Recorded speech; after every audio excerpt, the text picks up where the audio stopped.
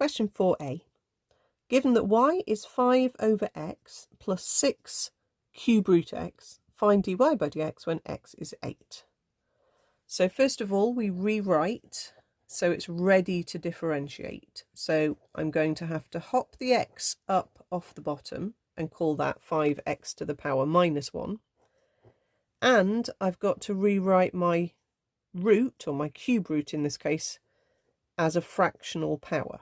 So I need to know that is 6 lots of x to the power 1/3.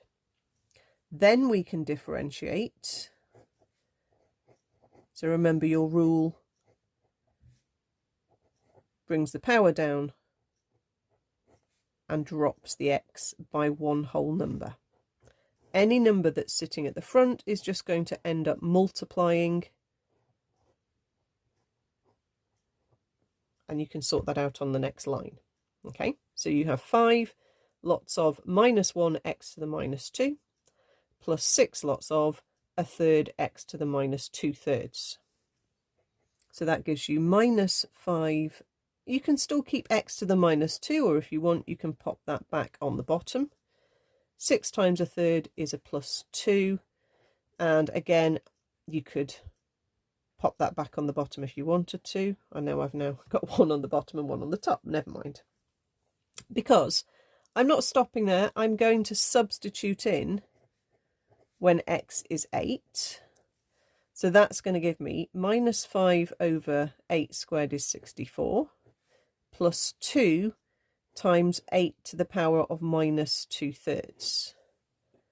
Now, it doesn't say we have to do it without a calculator. We can just pick our calculator up and work that out. I will just remind you how you would do it non-calculator.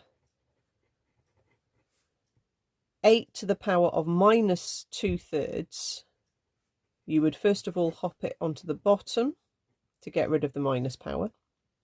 You would then say the power 1/3 bit is a cube root,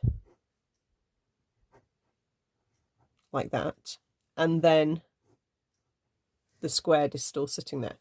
Cube root 8 is actually a 2, so that actually works out as a quarter in the end. But realistically, you're probably just going to pick your calculator up and work it out. So you've got negative 5 over 64 plus 2 lots of 8 to the power of negative 2/3. And it gives you a nice answer of 27 over 64. And that's your dy by dx when x is 8.